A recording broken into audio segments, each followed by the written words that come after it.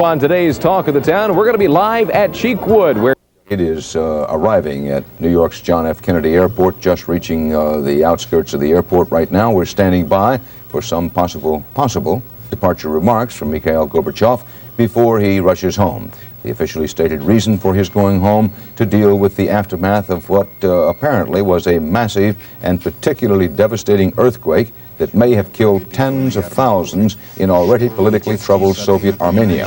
Now, these photographs of the earthquake and its devastation and the people affected are just in. We had a satellite, a bird up from Moscow about 15 minutes ago, just after our last broadcast, for those of you who saw and heard that. These are fresh photographs as supplied to us by Soviet TV.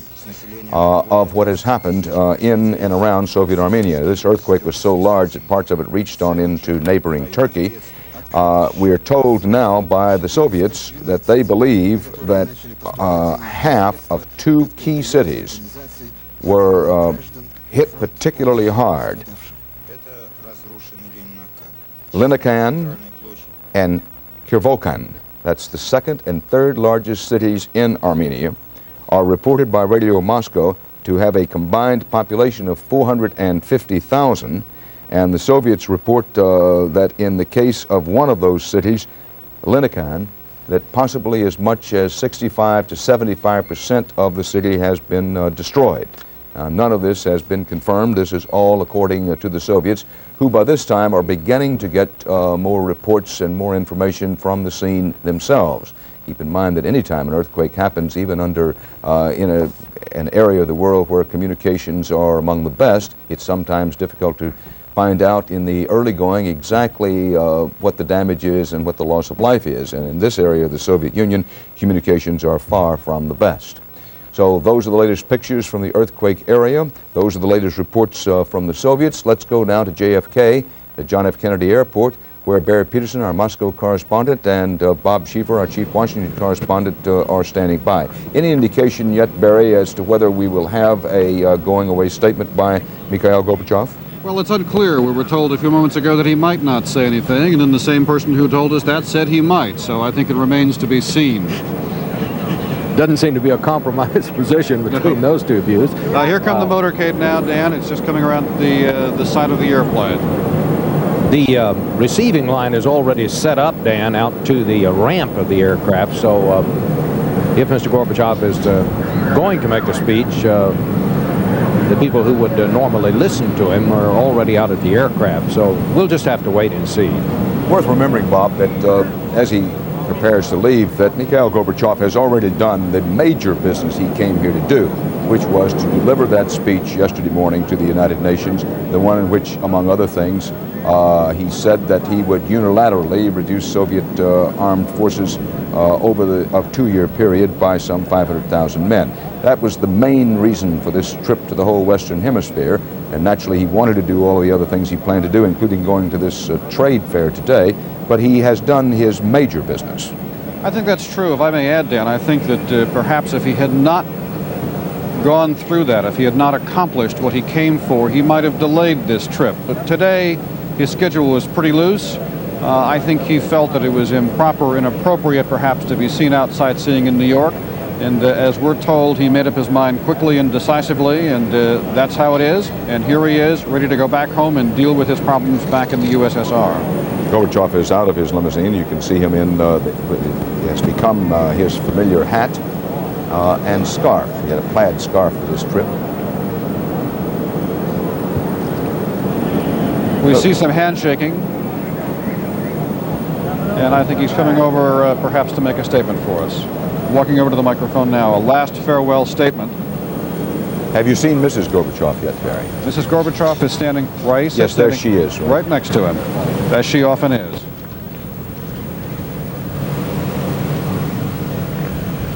Я хочу сказать, что я вынужден прервать мой визит, мою поездку и вернуться в Советский Союз. Вчера поздно вечером я получил известие о том, что землетрясение, которое произошло в Закавказье, в Армении в одном регионе оказалось очень тяжелым и с тяжелыми последствиями. Много разрушений и много человеческих жертв. Поэтому мне надо вернуться срочно домой, в страну. Сейчас уже действует комиссия под руководством председателя Совета Министров, который находится в районе бедствия. И надо принимать срочные все меры для того, чтобы и помочь всем пострадавшим, оказавшимся в беде, в тяжелой беде, принять все необходимые меры. I would like to say that I have to cut short this visit and to return to the Soviet Union because late last night it was reported to me that the earthquake that struck the Transcaucasian republics of the Soviet Union and particularly Armenia was extremely severe and had extremely grave consequences, devastation and great loss of life. So I urgently have to return to the Soviet Union. At present, a government commission is already at work, headed by the Prime Minister of the Soviet Union. It is already in the disaster area. Urgent measures are being taken to help all those affected by this terrible tragedy, and I have to be there in this effort. Сегодня утром был у нас телефонный разговор с президентом Рейганом и вице-президентом Джорджем Бушем. Они выразили оба глубокое соболезнование от своего имени и от имени американского народа тем, кто пострадал, и сочувствие всему советскому народу и правительству. Я поблагодарил их за проявление, за выражение этих чувств и хочу воспользоваться тем, что я выступаю, еще раз сказать от своего имени, от нашего народа и от тех, кому были обращены слова президента и вице-президента, кто попал в беду, самые искренние чувства благодарности, признательности за то, что было сказано. Мы очень это высоко ценим. Президент и вице-президент высказали свое желание оказать помощь, которая потребуется. Я хочу поблагодарить их и американцев за проявленные чувства сострадания и за желание прийти на помощь в этот трудный момент. This morning I had telephone conversations with President Reagan and Vice President Bush. Both of them expressed profound condolences on behalf of the American people to those affected and to the government and people of the Soviet Union. I thanked them for the expression of those feelings, and let me say it here again, on behalf of myself, of the Soviet people, and on behalf of those to whom those feelings of sympathy were expressed by the President and the Vice President, let me extend our deep gratitude and our profound appreciation. The President and the Vice President conveyed their willingness to extend assistance and appropriate help in this situation. I would like to thank them, and I would like to thank the American people for those feelings and for their readiness to give assistance in this difficult hour. Получилось так, что был один только рабочий день. Но мы в делегации считаем, что это был очень важный день. Мы имели возможность изложить свои взгляды на сегодняшний мир, на его перспективы в Организации Объединенных Наций, организацию, которую мы высоко ценим и рассчитываем, что ее роль в строительстве новых международных отношений будет возрастать. Мы смогли осуществить многие полезные контакты в рамках Организации Объединенных Наций и иметь обмен мнениями с представителями многих стран. И это мы ценим. Мы встретили с их стороны понимание того, что мы высказали с трибуны ООН.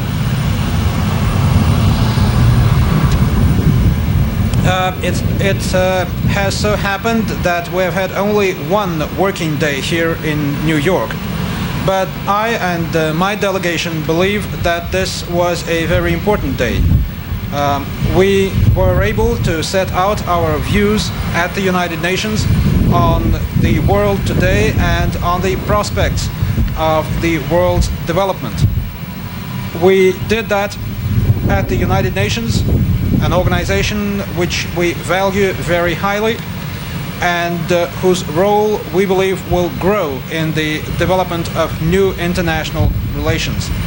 We also were able to have a number of useful exchanges at the United Nations to talk to representatives of many countries, and we feel that they understand what we said at the United Nations. У нас была встреча с президентом Рейганом и вице-президентом Бушем, будущим президентом Соединенных Штатов Америки и членами нынешней и будущей администрации. И мы, и американская сторона едины в том, что это была очень важная встреча, которая подтвердила высокий уровень советско-американских отношений, который позволяет выходить на обсуждение кардинальных вопросов нынешнего международного положения, искать пути улучшения международных отношений. Эта встреча отличалась хорошей атмосферой, открытостью, доверием, стремлением понять лучше позиции друг друга.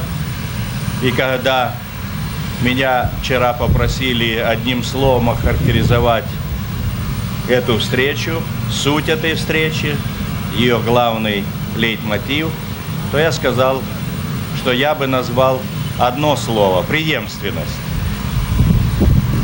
Думаю, что вчерашние беседы и сегодняшние беседы по телефону, они касались и проблем дальнейшего нашего сотрудничества, создают у нас уверенность и у американской, и у советской сторон, что наши отношения будут укрепляться, расширяться на базе сотрудничества, уважения, интересов и с учетом нашей ответственности перед другими народами. Yesterday, I had a meeting with President Reagan and Vice President, President-elect George Bush, and members of the current and future U.S. administration. We and the American side share the view that this was a very important meeting which has confirmed the high level of Soviet-American relations, which makes it possible to discuss very important questions affecting relations between our countries and problems of improving international relations. This was a good meeting held in a very good atmosphere, an open and trustful atmosphere. We believe that it was characterized by a readiness to understand the positions of each other. And yesterday, when I was asked to describe in one word the essence and the main motive of that meeting, I said that that word was continuity. So that meeting yesterday and the telephone conversations that we had today, when we also briefly addressed our future cooperation, make us confident, make the Soviet Union and the United States confident that our relations will expand and improve on the basis of cooperation, on the basis of mutual respect for each other's interests, and also taking into account our responsibilities to our nations and to the world.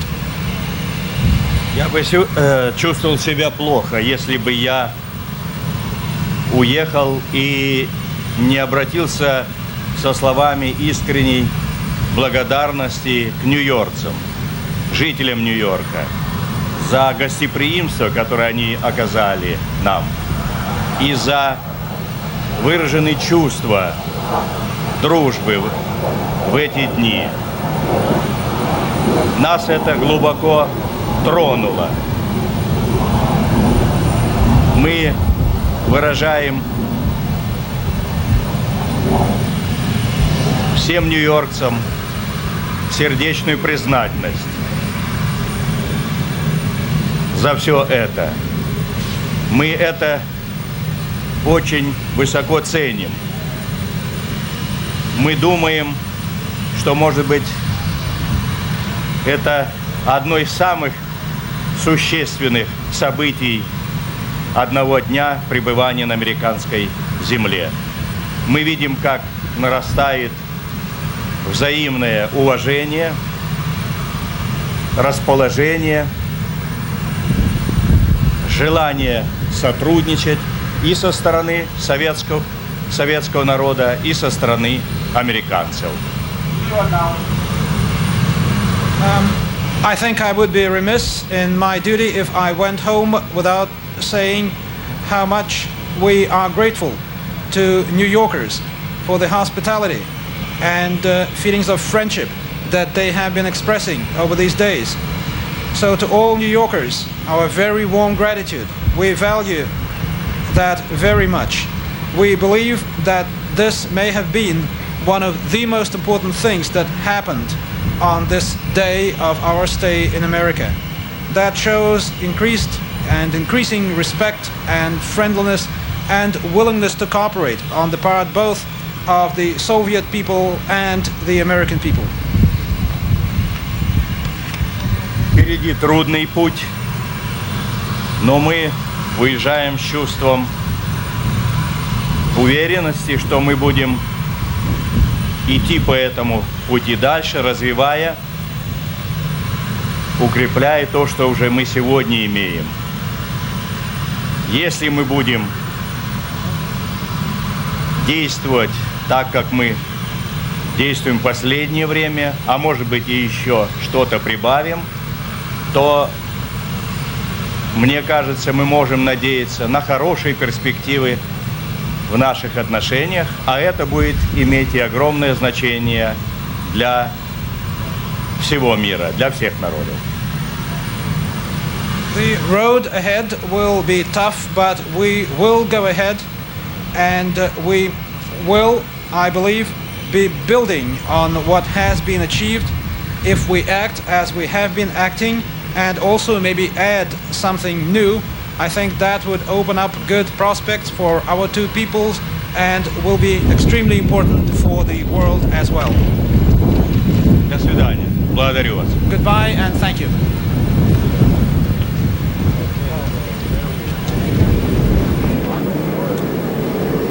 And so, Mikhail Gorbachev, live and direct from John F. Kennedy Airport via CBS News, says his goodbyes to New York.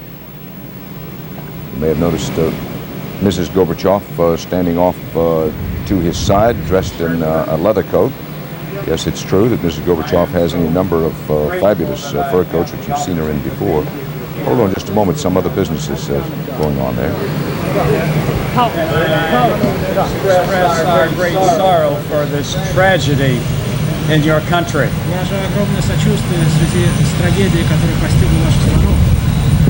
But I do appreciate very much your efforts for peace throughout the world. Но хотел бы сказать, как я ценю ваши усилия во имя мира во всем мире. When we were able to go to the moon, we did that for peace for all mankind. Когда мы были на Луне, то были там в интересах мира для всего человечества. When we returned to the Earth, we were awarded the United Nations Peace Medal. Когда мы вернулись на Землю, нам была вручена медаль мира ООН. And as you know, Mr. President, I've just been in your country for the last 2 weeks. Может быть, вы знаете, что совсем недавно я посетил вашу страну, буквально последние 2 недели. I wanted to meet you there, but it did not work out. Я хотел встретиться с вами там, не получилось. I'm glad that you were able to come to our country so that I could meet you and present you with the flag of the Soviet Union that we carried to the moon. Я рад, что вы побывали у нас в стране, и это дает мне возможность встретиться с вами и вручить вам этот советский флаг, который побывал на Луне. And this is the flag of the Soviet Union that we carried to the moon. We carried it for you and for the people of the Soviet Union. От имени и в том числе и советского народа. And we visited the moon in peace for all mankind. Побывав на Луне, мы были посланцами мира, всего человечества. This is merely the certification of this flag signed by the 3 crew members of our flight. Прилагаемое к этому флагу, подписанное 3 членами экипажа. And we all appreciate your great leadership Еще раз большая благодарность for peace. за вашу лидирующую роль в борьбе за мир. Thank you. Well, a And bit of also, unexpected Mr. President, bit. I wish to present you this beautiful book. Передаю вам эту прекрасную книгу. And as you know, it was jointly published by the Soviet Union and the United States. Называется «Планета. Наш дом». I think you'll find it inspirational reading material for your flight back home. Jim Irvin was an American astronaut who went to the moon on Apollo 15. This was not the first moon landing, but it was July 1971. Remember, the first moon landing was in 1969. Now, Jim Irvin, as far as we were concerned, came out of nowhere there, but clearly it was something that had been thought about and planned, and presented what he said was the hammer and sickle, the flag of the Soviet Union, that he had taken to the moon. This comes as news to us. It may not to others. I'm not sure that, I'm certain that I did not know that American astronauts had carried a Russian flag to the moon, but you heard Jim Irvin say that he had done so, and that he presented this flag to Gorbachev. He also presented him with a book, which was a combined effort of U.S. and Soviet space writers. So that was an add-on to the goodbyes for Mikhail Gorbachev there at John F. Kennedy Airport. The Soviets, particularly in the last year and a half, have had some extraordinary successes in space themselves.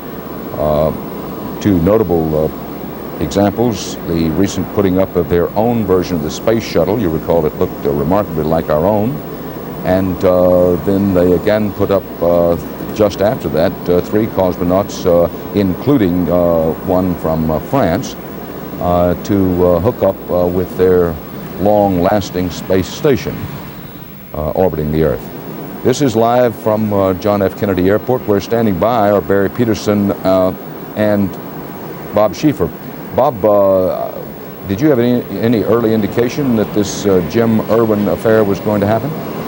Dan, we had no indication of it at all. In fact, I'm not sure that Mr. Gorbachev understood that this was going to be a part of the ceremony. He was turning to walk away, when they presented, when Mr. Irwin came forward with all of this, there was a little talk back there with some of the protocol folks, but I'm not sure how this came about. Well, clearly, and one doesn't want to denigrate this in any way, but clearly the fix was in somehow, because you have to have 3 passes and a note from at least the vice president to get anywhere near that aircraft, I would think. No, that obviously this someone approved this, but just what level and for what purpose, it's not entirely clear to us here on the runway. It may have been all part of the deal, and but there were no briefings on what was to take place out here. And of course, as a matter of fact, Mr. Gorbachev, I mean, all of this was laid on at the last minute, as we all know, because he did cut short this trip. So perhaps this was something that was to have been part of another ceremony at another place during Mr. Gorbachev's stay here today. Well, one indication of how quickly all this was put together, I noticed that they had the American flag and the Soviet flag sandbagged off to the side there, literally put up by sandbags, because there's a good bit of wind at one point. Colder today than it was yesterday, but another sparkling New York day as Mikhail Gorbachev and Raisa Gorbachev board the aircraft that will take them back to the Soviet Union for Mikhail Gorbachev to handle this devastating earthquake in Armenia. We had mentioned earlier that Mrs. Gorbachev today has on what appears to be a leather coat. We were interrupted earlier. Yes, she often wears fur coats, but on this trip she has not worn a fur coat. Several of the Soviet members of the Soviet entourage mentioned, among other things, that Mrs. Gorbachev was sensitive to those Americans who feel that wearing the skins of animals is not the thing that should be done. It isn't to say that Mrs. Gorbachev won't wear fur coats in other places, but she chose, for whatever reasons, not to wear one here in New York. Now, and if I can... yes, Barry. If I can add a note just from watching the ceremony here, I think it was pretty evident from watching the performance of Mikhail Gorbachev that he was tired, he was very sad. You could see in Raisa's face that it was very grim and very set.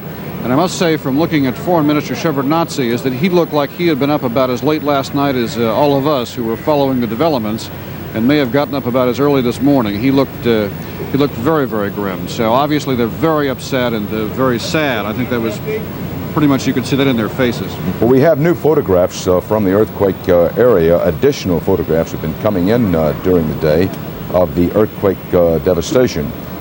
These are taken from Soviet television.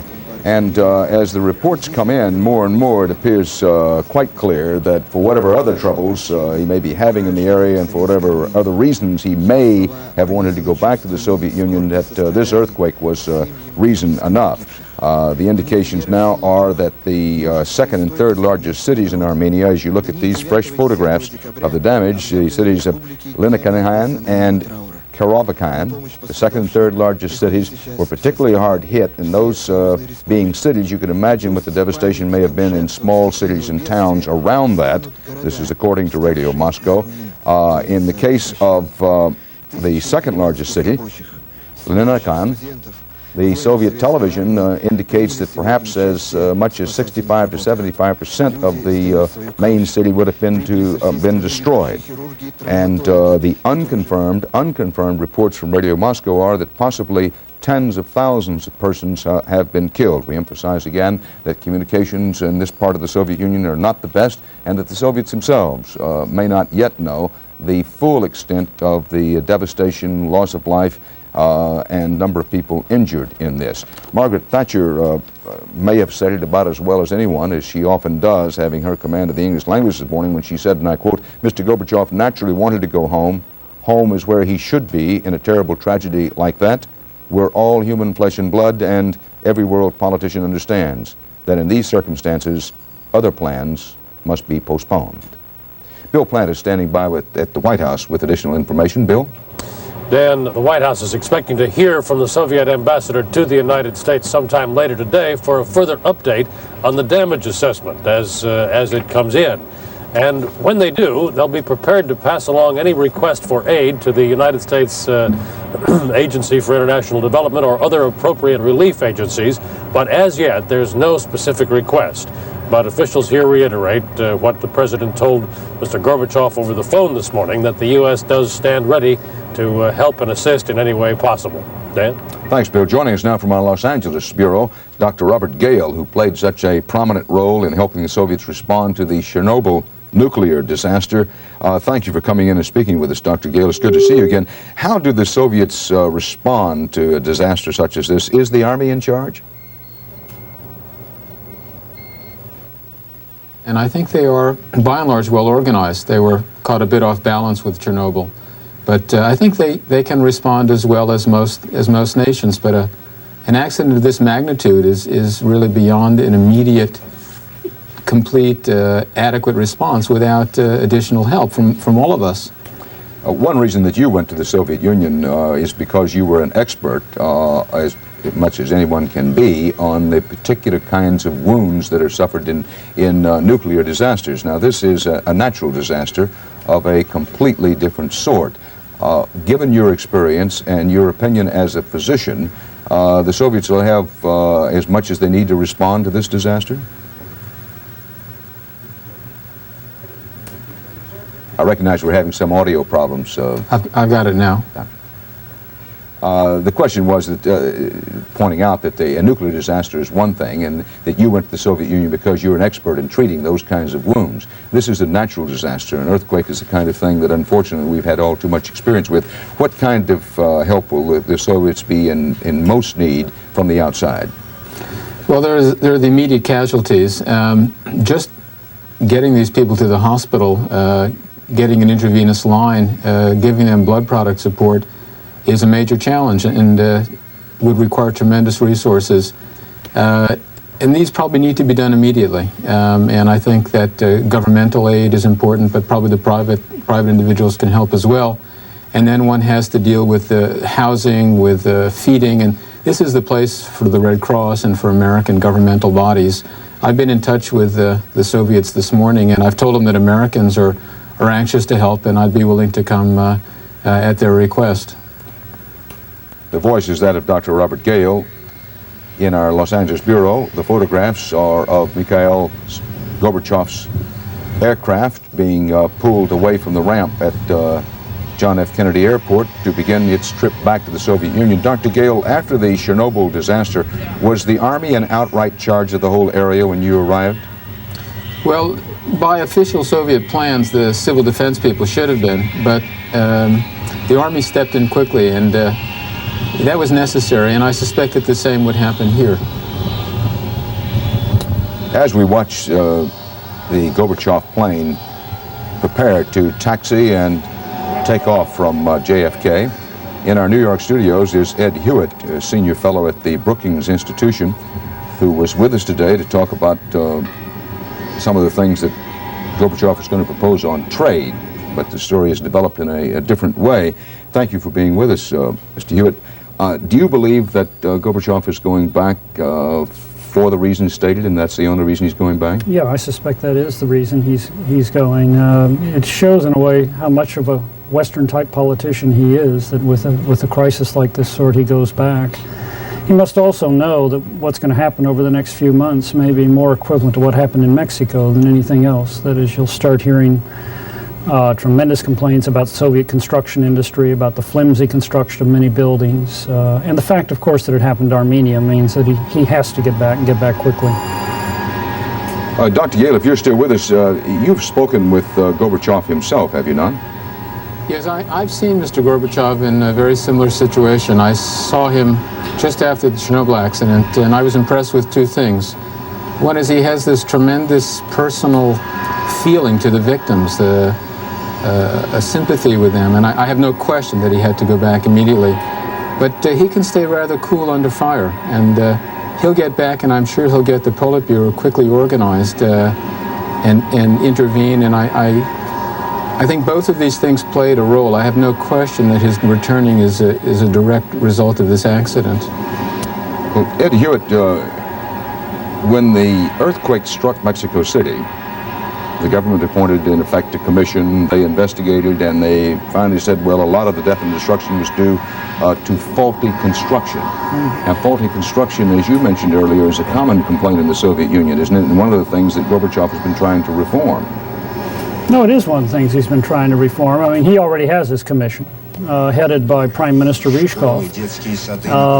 And I'm sure one of the things they're going to have to look at is the construction industry and the job they did. But more generally, he's got to move quickly to fix this set of problems. It's going to take a lot of money, a lot of resources. This area of the Soviet Union, Armenia, where we're seeing these photographs taken earlier today, sent out earlier today from Soviet television just about an hour ago, of the destruction. This area of the Soviet Union, would it be fair to describe it as economically depressed even by Soviet standards? No, I don't think Armenia is relatively well off by Soviet standards, but that still is by Soviet standards. I'm sure much of what you're looking at is these Soviet standard apartments that are made, say 10, 15, 20-story apartments that are just put on block by crane. And I imagine a lot of those blocks tumbled the way blocks will when they're hit with an earthquake of this force. Dr. Yale, in our Los Angeles Bureau, when you treated victims of the Chernobyl disaster, I know that you concentrated on those who had the particular kind of wounds that you've spent some of your career learning to treat expertly, but did you see victims who had wounds that came from the collapse of homes and that sort of thing?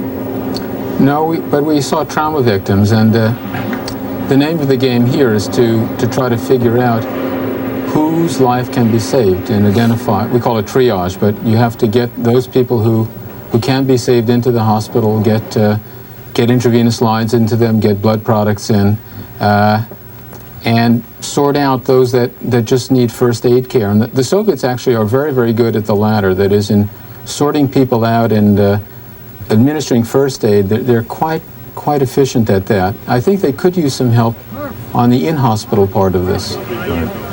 As we watch the Gorbachev aircraft prepare to take off from John F. Kennedy Airport, Ed Hewitt from the Brookings Institution, you were making the point that Gorbachev, he's been in office coming up 4 years in March, and he's had his share of bad luck. There was Chernobyl, and what else?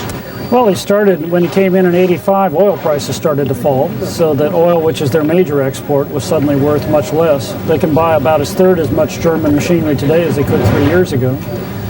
Then he did have Chernobyl, which is part of the reason that the budget deficit came, and now he's got this right when he's trying to fight his deficit. This is going to be very expensive to fix. The price tag for this one, we'll have to see what the damage is, but it's going to be huge. From here, as we watch the Gorbachev aircraft continue to make its way out to the runway, from where it'll be taking off, from New York, Gorbachev originally was scheduled to go to Cuba. CBS News correspondent David Dow is in Havana. David, any word of this in Cuba? The press there and radio and television so tightly controlled. Has this been announced in Cuba?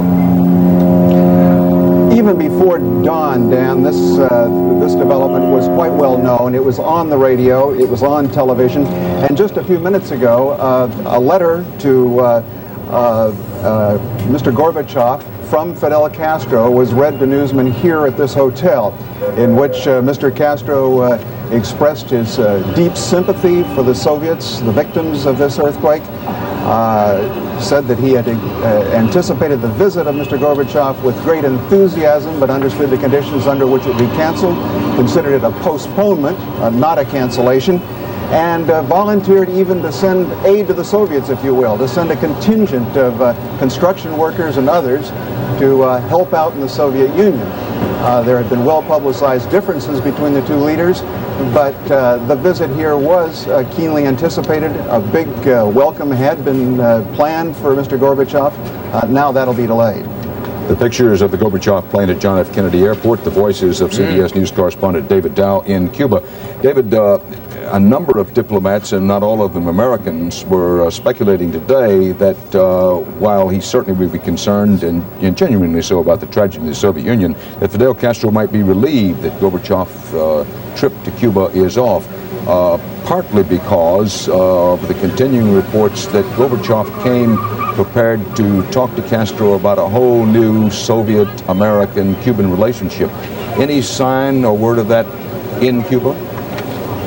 If that is true, there certainly was no solid indication of that. In fact, it was quite to the contrary. Both Soviet and Cuban officials here went out of their way to say that the visit was anticipated, to try to put as much strength behind those expressions as possible.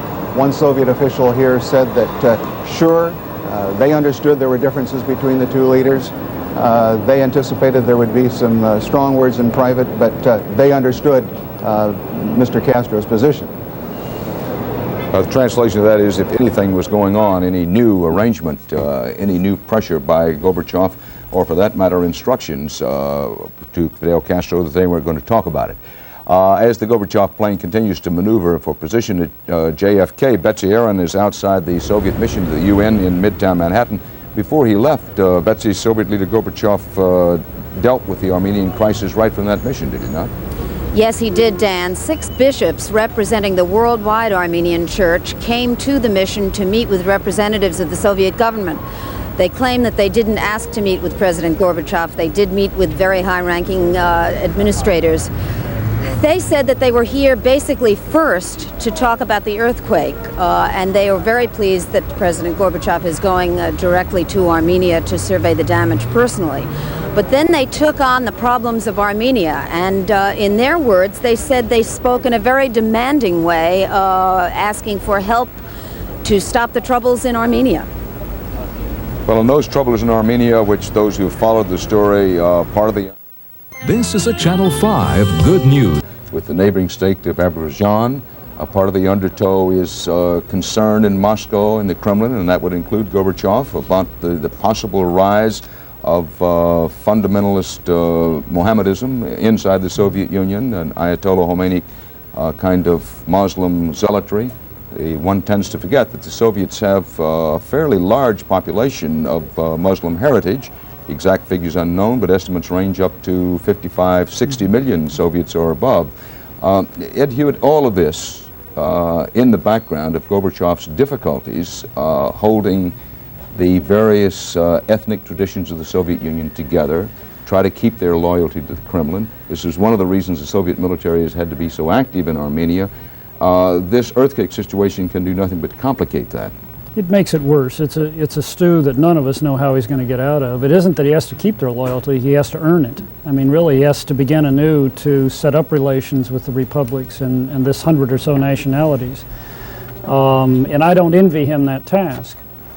Armenia and Azerbaijan really started as a conflict between the two, but it became anti-Soviet because of the way he handled it. He couldn't give in on Armenia and on Nagorno-Karabakh, and now it's becoming anti-Soviet. And I'm sure that's one of the things going through his mind as he goes back is for crying out loud, let's not make it worse. Let's try to at least manage this crisis so that it doesn't add to what are already a large number of difficulties. And as politicians and leaders all over the world know, that if you can take charge in this kind of situation, that is the sort of thing that stamps you even among those who may oppose you or doubt your abilities as leader with a capital L.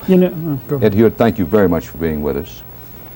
The Gorbachev plane is taking off from John F. Kennedy Airport, and the abbreviated visit of the Gorbachevs to New York is over. We'll, of course, have full details about this on tonight's CBS Evening News.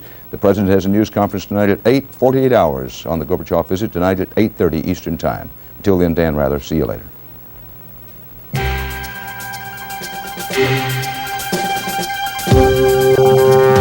Assignment Gorbachev, part of CBS News' continuing coverage of the trip of the General Secretary to the United States.